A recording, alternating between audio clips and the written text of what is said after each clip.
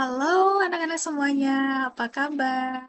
Semoga kalian dalam keadaan sehat dan selalu ceria. Oke, hari ini kita akan belajar mata pelajaran IPAS dengan materi pembelajaran yaitu sifat-sifat cahaya. Nah, anak-anak, apa itu cahaya? Kira-kira ada yang tahu pengertian dari cahaya itu apa? Cahaya adalah sinar atau terang yang berasal dari sesuatu yang bersinar, seperti matahari dan lampu yang membuat kita bisa melihat. Sumber cahaya. Matahari adalah sumber cahaya yang utama. Di bumi ini, sumber cahaya yang paling utama dan yang paling besar yaitu matahari. Sumber lain yaitu ada api, lilin, lampu, dan obor. Sifat-sifat cahaya.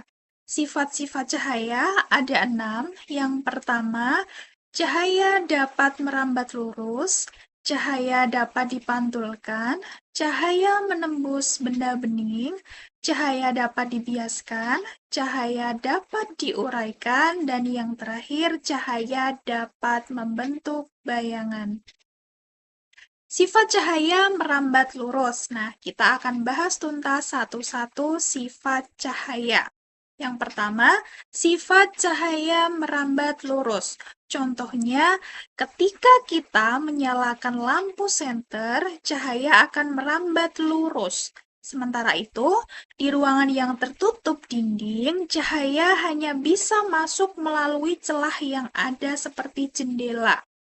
Nah, misal kita menutup pintu tidak rapat, pasti akan ada secerca cahaya yang masuk dan membuat cahaya itu terlihat di ruangan tersebut. Yang kedua, yaitu sifat cahaya dapat dipantulkan. Nah, cahaya bisa dipantulkan dari permukaan benda. Contoh, pemantulan cahaya melalui cermin. Yang selanjutnya yaitu sifat cahaya menembus benda bening. Pasti kalau ini anak-anak sudah familiar ya. Dan kita bisa melihat di lingkungan sekitar kita, baik itu di sekolah maupun di rumah. Pasti kalian baik di rumah ataupun di sekolah sering melihat yang namanya jendela. Nah, cahaya bisa menembus benda transparan. Contohnya, cahaya menembus kaca jendela.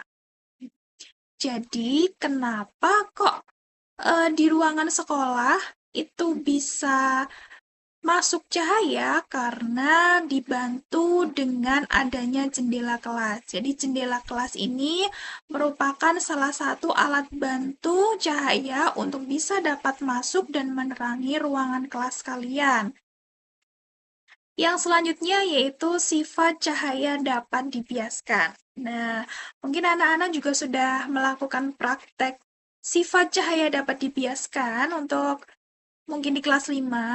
Nah, selain bisa menembus benda bening, ternyata cahaya juga dapat dibiaskan atau dibelokkan.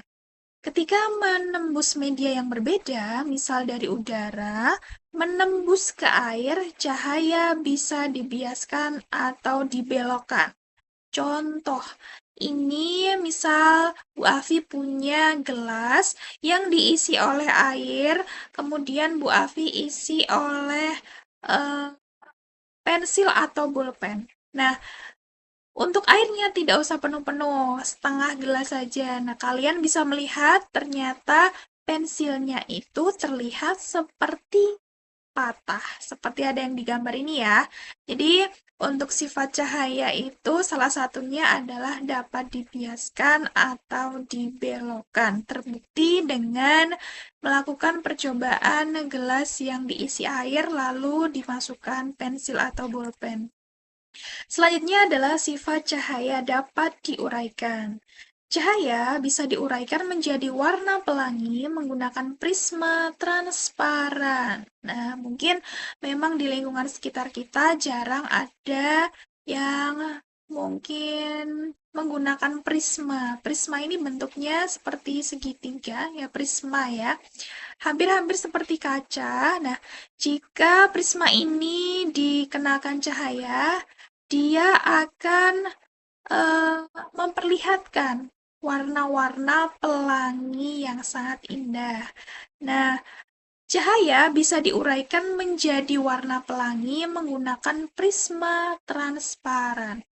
Pada pelangi, air hujan bersifat seperti prisma. Jadi titik-titik hujan itu hampir seperti prisma.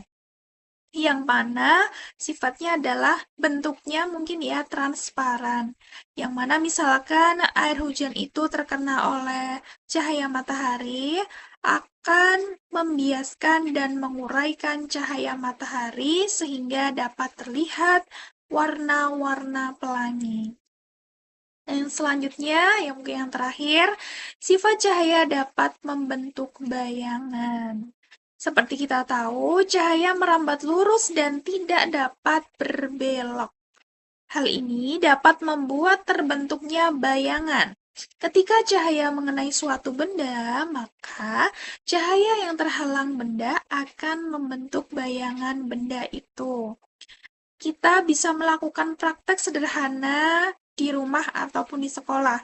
Misalkan ketika matahari terbit dari sebelah timur, kita bisa membelakangi cahaya matahari tersebut. Alhasil akan terbentuknya sebuah bayangan akibat kita membelakangi cahaya tersebut. Nah, pentingnya cahaya dalam kehidupan. Kira-kira apa ya anak-anak ya? Karena kalau kita lihat ketika malam hari tidak ada cahaya lampu ataupun mati lampu, itu dunia terasa gelap gulita, tidak ada penerangan, seperti tidak ada kehidupan. Seperti halnya ketika cahaya ini tidak ada dalam kehidupan kita, itu berarti aktivitas keseharian kita juga akan terhambat. Cahaya itu penting untuk melihat tumbuhan untuk tumbuh, berfotosintesis, dan aktivitas sehari-hari lainnya. Manusia sangat bergantung pada energi cahaya tersebut. Maka dari itu, kita patut bersyukur atas nikmat Tuhan yang selalu memberikan kita kehidupan yang sangat luar biasa. Oke, begitu saja materi yang Bu Afi sampaikan hari ini. Semoga anak-anak semuanya senang dengan materinya, paham, dan bisa menerapkan dan terus belajar mengenai materi-materi yang akan Bu Afi sampaikan selanjutnya. Semoga tidak bosan, anak-anak selalu happy dan senang. Assalamualaikum warahmatullahi wabarakatuh.